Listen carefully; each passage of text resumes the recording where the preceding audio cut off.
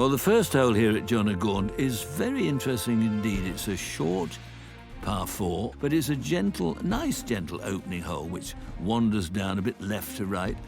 Many people would recommend an iron from the tee just to make sure that you get in position. But if you get out of position here, you can run up a 5 or a 6. Bunker left, couple of bunkers right. It's a very unusual opening par 4.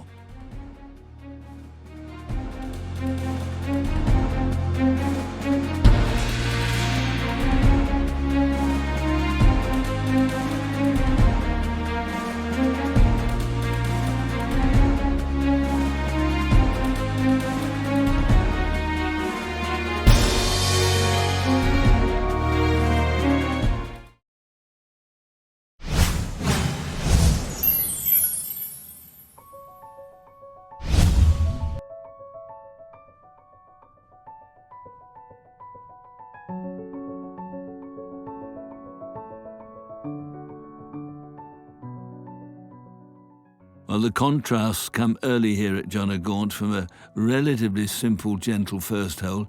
A very strong par 4 is the second. It's a dogleg left to right, wanders about the place, drops down from tee to green, trouble on the left and the right in the shape of trees and bunkers, which are positioned in such a way as to make even the best players think about what they're going to do. It's a very good hole early in the piece. Don't mess with this one.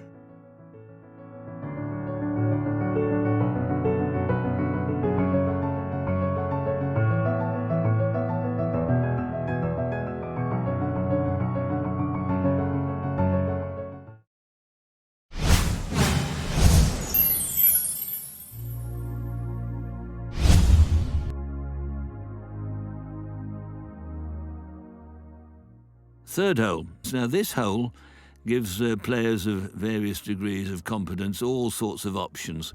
A shot played to the top of the hill will leave, well, obviously a longer second shot to a very well-guarded green that's down below the level of the fairway. However, the longer hitters may want to have a cut at it, but danger lurks, as this is a very narrow fairway, and the further you go, the narrower it gets. So don't be too greedy or too bold or try to show off. You could come to grief.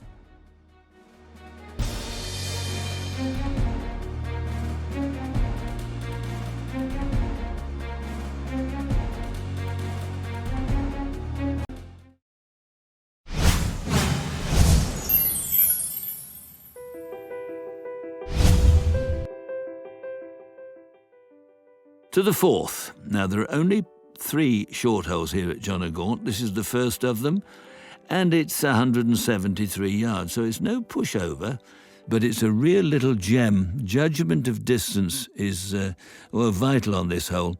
It's a Mackenzie green, that means it's got a couple of tiers back to front. Putting is tricky. The green's slightly raised, and there's some beautiful bunkering round and about, shaped into the green, and finding the target, no easy task.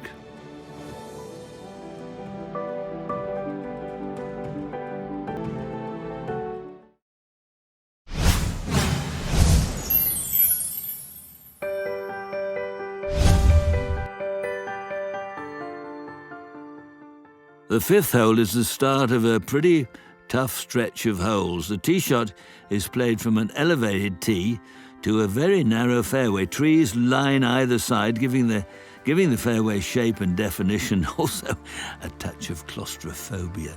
There's that one big old conifer stands down the left-hand side of the fairway. There he is. He's a bit more ornamental than Scottish Highlands, but it just can block you out if you're a bit too tight down that left-hand side.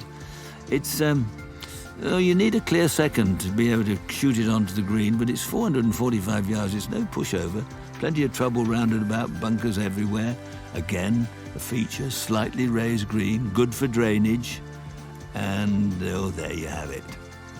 Not a difficult green to putt if you've got some idea how to putt.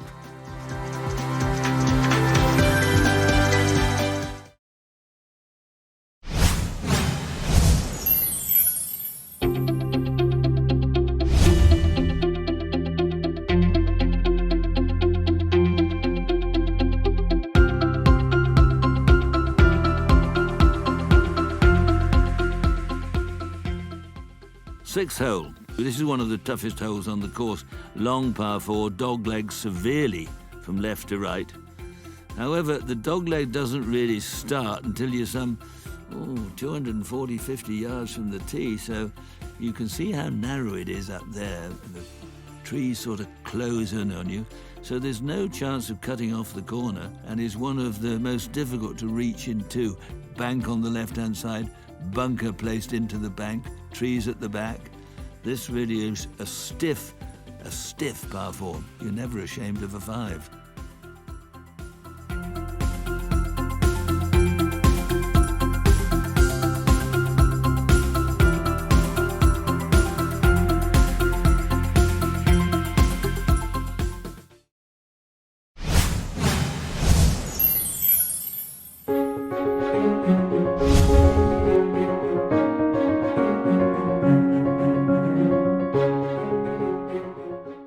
The seventh, a tough, difficult par 4. Raised tee shot gives you a look down this very narrow fairway. It's so important to try and get on the fairway. The green is set high above the fairway, surrounded by trees and bunkers. It's a very small target indeed, and look how claustrophobic it is. And you peer up into the distance, and the trees seem to, almost like Harry Potter, grabbing out, reaching their arms out to knock your ball down. Up you go over that bunker to the green at the top. Falls away left and right. No wonder it's a difficult hole. Pleased to get a par here.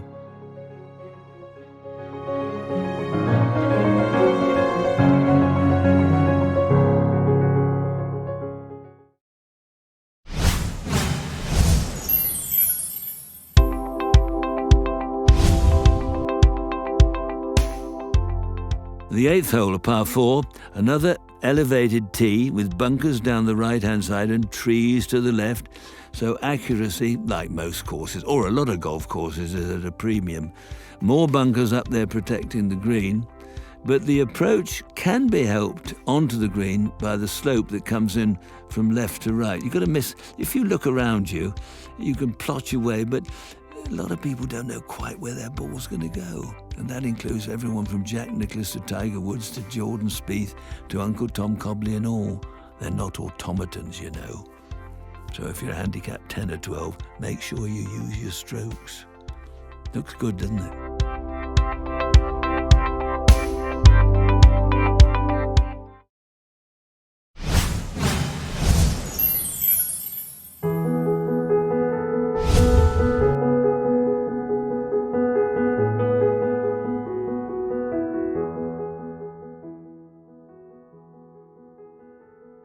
Now the ninth, the first of the only 2 par 5s. 3 short holes, 2 par 5s. Par 71 here at John O'Gaunt. The hole sweeps away left to right, and the approach, once you get down the corner and have a sight of the green, is all uphill. If the longer hitters can reach the oak tree on the left-hand side of the fairway, there's a possibility that they can hit their second shot onto the green. But there are 3 fairway bunkers waiting, a sloping green that can have a nasty sting in the tail. It's a good par 5.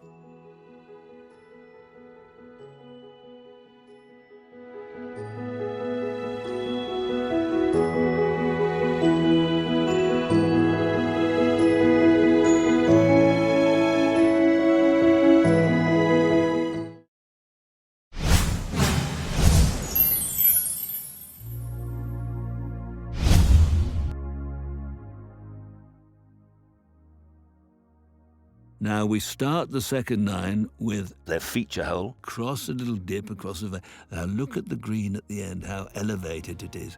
And into that elevation, into that bank, there's 3 bunkers bedded into the face, 1 on the left-hand side, big tree on the right. That's a bit of a dirty place to put a tree. And this is a small target. Now this is a par 3 worth remembering. It really is a crackerjack.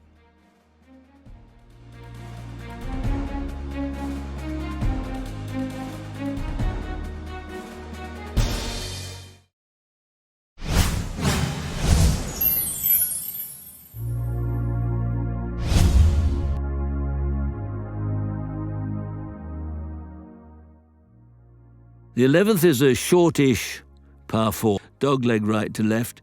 Now, players of various calibre can choose to either play up short of the bunkers from the tee. You'll see the bunkers, they come into play in a minute, which will leave you obviously a longer approach into the green, but you've got to stay right of those bunkers. Then you just turn left, don't go left again. But the longer hitters may decide to have a cut over those bunkers and leave them just a short little pitch up onto the green. 352 yards, well, a 4 is no disgrace.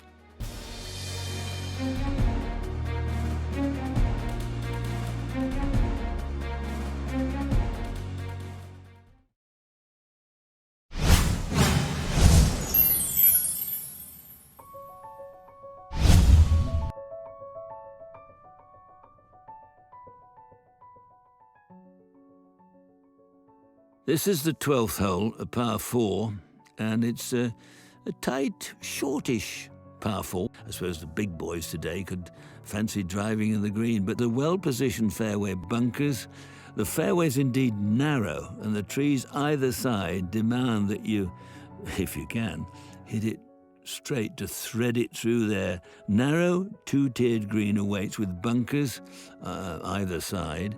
And so they're there to catch the errant shots. Again, you can see how slightly raised this green is, falling off a little bit at the back. But when you miss the green, with the hardness of the ground, you can end up 10, 15, 20 yards away, making life difficult.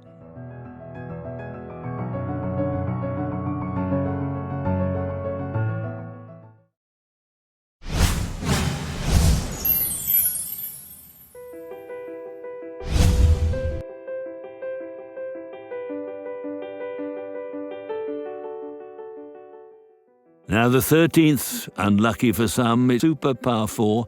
The little stream comes into play, both off the tee and again up near the green. This hole has the potential to be a real score wrecker, card wrecker. The ideal line is down the left-hand side, as this is, a shorter carry to get over the little stream. And in fact, it opens up the whole view into the green. The trees and the little stream protect the green to the right-hand side, so make sure you get enough club to get it up and over all that trouble and land on the green. But you don't want to be going whizzing through the back, because the chipping back is tricky.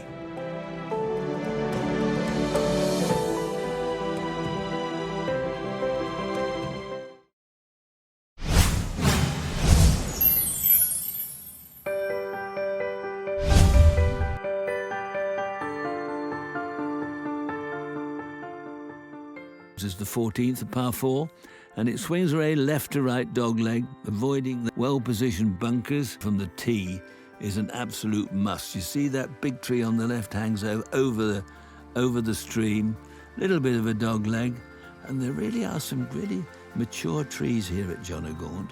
And now we turn a little bit to the right, nest of bunkers there. You see how it swings away. There's not much rough underneath the trees here, which is a good thing. You don't lose too many balls and you can scuttle one back onto the fairway. Sneaky bunker back left, look, if you think you've played a good one, just falls off the back of the green in there, which makes life a little bit tricky. But all in all, a nice 4.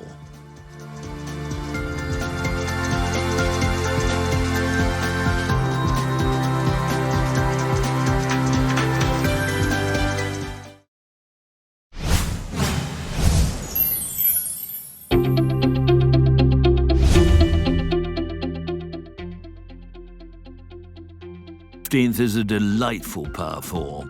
Stroke index 3, and this is really a crackerjack. It sweeps away right to left. A tree-lined fairway provides, it's a tough target to hit. There's not an awful lot of room. The longer hitters have got to shape their tee shots to hit the left-hand side of the fairway. This is a good, strong par 4. Turn around, playing up toward this narrow green, bunkers left and right protecting the front.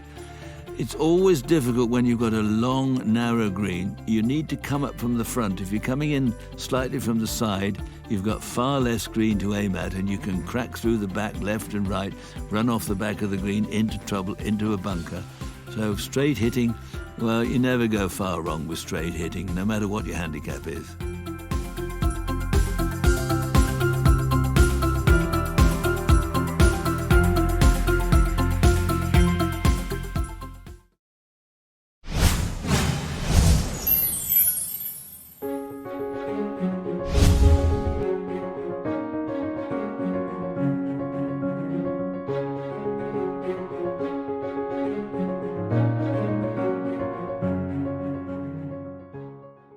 16th, the last of the short holes. And what a pretty little par 3 it is. It's only a short iron. So you need a well-struck shot. It's well bunkered, this green. There's 2 here well short, 4 bunkers round and about the green. So the green too is vicious. And I use that word advisedly. Slopey, fast. You get on the green, you can easily 3-putt here. So don't get overconfident.